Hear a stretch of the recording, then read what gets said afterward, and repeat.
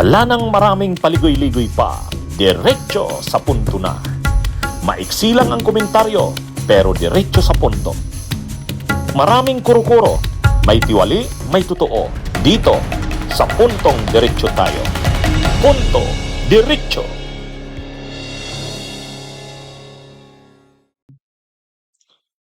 Ang sabi ni Director Matibag, galing ito kay Director Matibag. Sabi ni Director Matibag, tinanong kung matibay ba ang ebidensya laban kila Paras at Libeste. Alam niyo kung anong sabi ni Director Matibag ng NBI? Sabi niya, ay, mala Superman. Mala Superman ang ebidensya dito. Pag sinabing mala Superman, malakas. Yung ebidensya naman nandiyan dyan. Sabi nyo nga, malakas. Kasi lakas ni Superman yung ebidensya. Kumpiyansa si NBI Director Melvin Matibag sa mga ebidensya na posibleng magdiin kay dating Negros Oriental Congressman Jing Paras at Batangas 1st District Representative Leandro Leviste kaugnay ng investigasyon sa umano'y tangkang character assassination laban kay Executive Secretary Ralph Recto.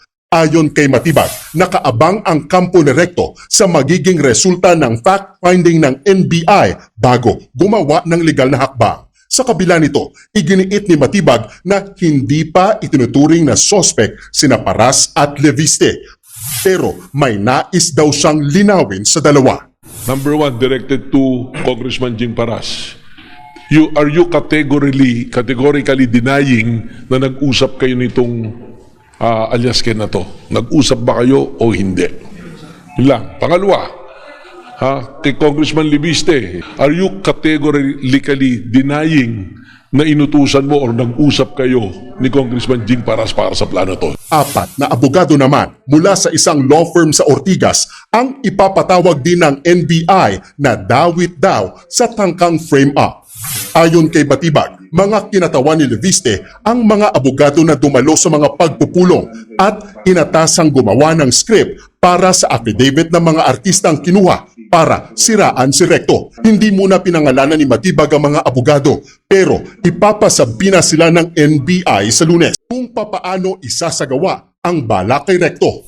Sabi niya, kailangan lang natin na magdala ng mga tao na kailangan marunong umarte sa gagawin nating plano. So it was a character assassination. Yung executive secretary natin. Meron naman kaming mga rehearsals, meron naman kaming mga ipapabasa.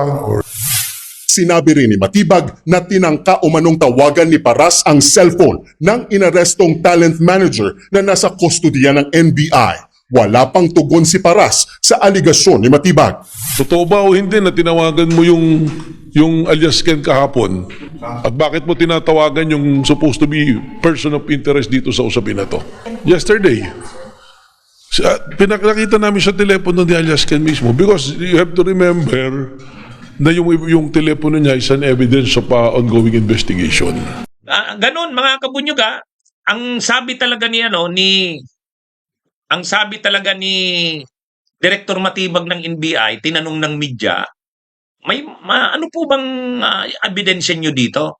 Mayroon po ba kayong matibay na ebidensya? Sabi ni Director Matibag, mala Superman. Ang ibig niyang sabihin ng mala Superman, malakas. Sing lakas ni Superman ang ebidensya nila. Kaya ang nangyayari dito mga kabunyog, medyo natataranta talaga si Paras at saka si Libeste. Saka nakuha kasi yung mga cellphone. Nandun sa mga cellphone, yung mga conversations, yung mga usapan ni Jing Paras at saka nung talent manager. Saka mayroon ng mga meetings daw na nangyari. May mga pictures ng mga meetings, malamang may CCTV pa yan doon sa mga hotels. Kaya matibayan niya ang ebidensya, sabi ni Director Matibag. Nagpatawag na ngayon pinatawag na ngayon, sinugpi na itong si Paras at saka si Libeste. Kaya lang hindi sumipot si Libeste. Ganon din si Paras. Bakit sila hindi sumipot? Ay lumabas na ng bansa si Libeste. Nagpadala sana ng abogado. May abogado Kaya lang, ang gustong mangyari ni Paras at sa kanila Beste, ibigay daw sa kanila yung mga ebidensya laban sa kanila. Ibigay daw sa kanila yung mga, yung mga akusasyon sa kanila, sasagutin nila yon. Oh, yun ang gustong mangyari nila Paras. Ang sabi naman ng NBI, hindi naman namin sa inyo maibibigay kasi hindi pa naman kayo suspects. Nag-iimbestiga pa lang ang NBI.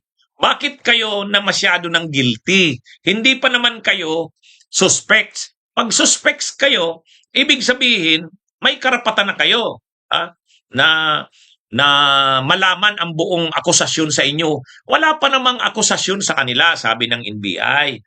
Ang NBI ay nag-iimbestiga pa lang. Siyempre, sa investigation stage, hindi mo pwedeng ibigay doon sa abogado kung ano yung mga ebidensya laban sa kanila. Kasi mapaghahandaan nila ang sagot dyan.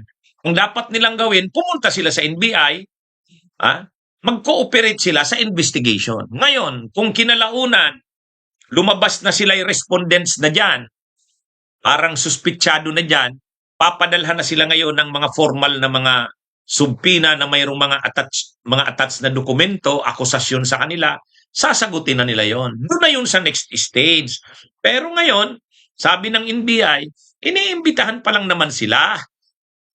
Iniimbitahan kasi nagbubuo pa lang ng, kumbaga binubuo pa lang ng NBI yung buong kwento. Ang nakuha pa lang nilang kwento doon sa side ng mga yung mga babae at saka doon sa talent manager. Pero hindi naman daw pwedeng ibigay yon kasi confidential yon. Ang gustong mangyari ngayon, pumunta ng office ng NBI si Libeste at si Paras, kukunan din sila ng kanilang kwento kung ano bang alam nila. Pagkatapos noon, kung mayroon na silang mayroon ng complaint sa kanila, saka sila papadalhan na ng mga dokumento. Yun ang mayroon na silang right na makakuha ng mga dokumento nila. Pero ngayon, nag-aano pa lang naman. Nag-iimbestiga pa lang daw ang NBI, binubuo pa lang ang kwento. Kaya yan yung rinereklamo ng kampo ni para sa kanila Beste, hindi daw sila binibigyan ng kopya.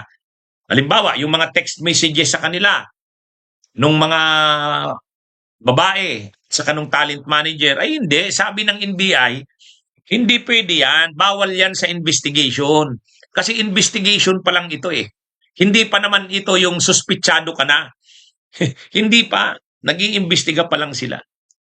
Kaya medyo mabigat ito mga kabunyog, ang sabi ng NBI, mabigat ang mga ebidensya nilang hawak.